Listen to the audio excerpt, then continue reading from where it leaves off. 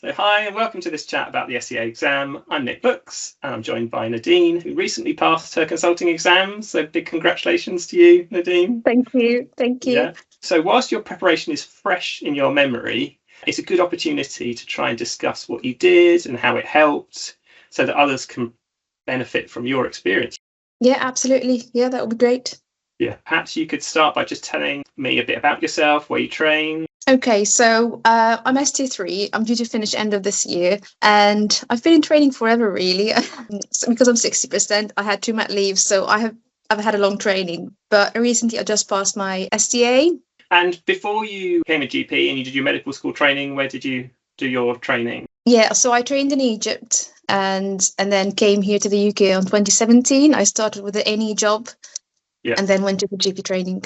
Really interesting background. So tell me a bit about how you started preparing for the SCA. So initially I joined an online website. They do have the cases. They give you a patient notes and doctor's notes and how they mark it. So you can just click on the markings and then it gives you like whether you passed data gathering or passed management or interpersonal skills. So I started by this, just reading through the notes really. And then we did like a small group of trainees where we joined each other like on the evening online and did few role plays. Yeah, so you started looking at those grids, looking what the marking was and learning what might be expected. Then you got into a group with other people. We would do it like once weekly or so, and then we built up slowly. Like in the last 3 weeks, we were just doing like maybe day on, day off. Like initially when I started, it was like we all did really, really badly.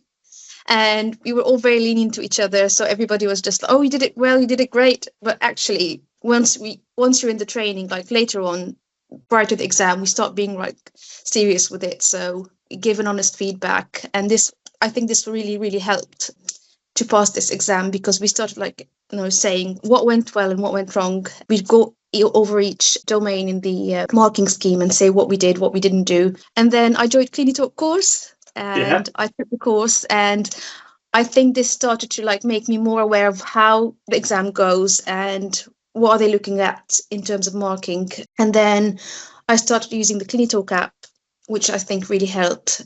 I think this was a really honest feedback with the Clinitalk app rather than like colleagues, because it does give you what you did. It's really, really specific into what you said, what didn't say, and categorizes into like green, red, and orange, which I think really helped because in a busy day, you just want to look at what you did. And sometimes I would just go home and read what I did and what I didn't. Sometimes it's not feasible to do it within the practice. So I was really interested at first when you had your group. Everyone was being really nice to each other, you were saying, and you weren't really telling people the bits that were going well and the bits that were going badly. Why do you think that was when you started?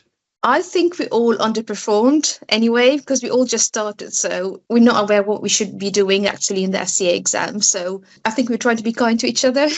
Do you wish that you got to that second part of that relationship faster, where you were telling people that honest feedback earlier? And if so, how could groups get to that quicker? I think it just came naturally with more practice. But to be honest with you, starting off kind is not bad. Yeah. Because you don't know what you're doing. We all don't know what we were doing. And if we're like being really honest and just hard or brutal in feedback, that would bring us down. But maybe we shouldn't stay that long in being kind to each other. But we sort of picked up from there and it was fine. So if you had any tips for people wanting to join a group or start a group for it to run well? Yeah. So my tip is don't make it a very, very big group, because if it's a very big group and you're waiting on each to do a case, it will just go on forever. Sometimes we would meet for 3 hours on a Friday evening. That wasn't great, really. No. At the end of the day, you get quite tired. So if you start by a big group, and then you can just, once you get to know each other, you kind of break into 2 groups, for example, 3 in each group. That would ideally, it's 3 in each group, because you want to be the doctor, the patient, and the examiner. And once you're in that small group, each goes in turn. So each will do a case, and the examiner will just mark down what was done, what wasn't done. It's quicker feedback rather than just going over each domain. And what kind of length of session would you advise people to meet for when they're doing cases? I think once it goes over 2 hours, it's too much. How many cases would you expect to get through? I think what we did is normally we would go over each case in half an hour. I think sometimes people underestimate how long it takes to do a case and really have a good discussion and get the most from it. Because people think 2 hours, I can do 8 cases. But if you're gonna, you can do 8 cases, but you probably won't learn as much if you do 8 cases, because you haven't got the time to think about how could I phrase things better, how could I explain things more simply or more clearly, did I give the right treatment options. So I think your guidance for about half an hour is about right. Absolutely. Sometimes we took a bit longer if it was a complex case, and that feedback is actually what sticks in your mind. So, for example, one of us would forget about ice, because once you go over the ice bit, you discover how much you've missed from the case. If you're watching people doing cases, it's actually, beneficial, but not like when you're doing the case actually. So what you're saying is it's good being in a bit bigger group to have a pool of people with which to contact to then meet, but when you're actually meeting, have a group of 3 or 4 to do the actual meeting, so that you'll get a chance to have a go at a case, you'll get a chance to have the role player role, and you'll get the chance to have the examiner role.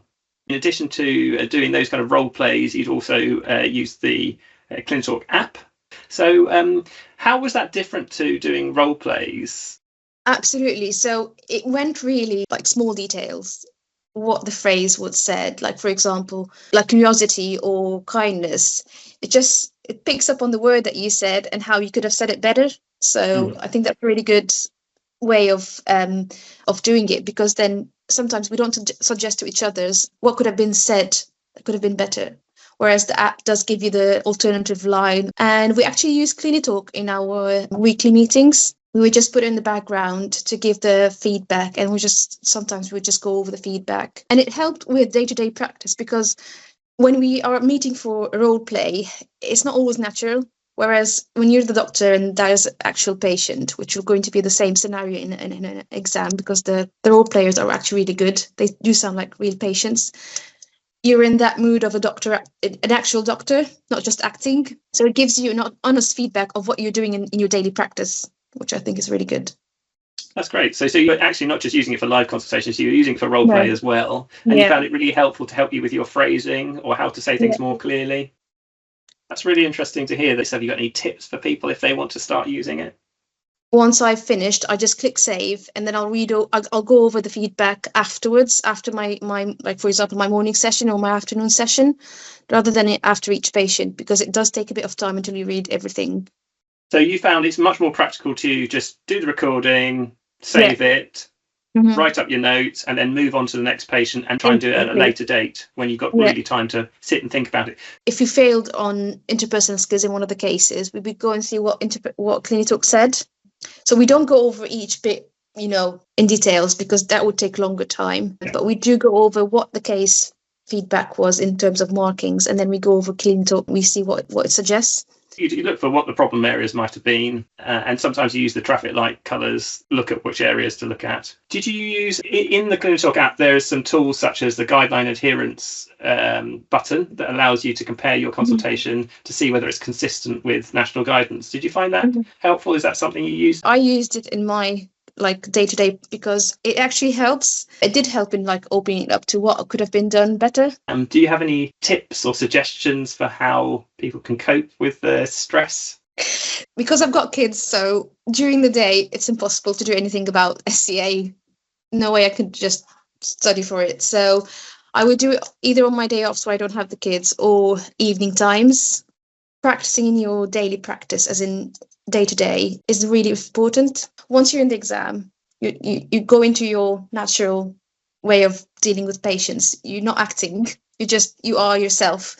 So if you're making yourself a habit to practice during your surgery and actual patients, it's just going to flow naturally in the exam. So what you're saying is, when you're under pressure, you revert to your everyday behaviours. And if your everyday behaviours are good ones because you've practiced them a lot and you become fluent, then you'll do well.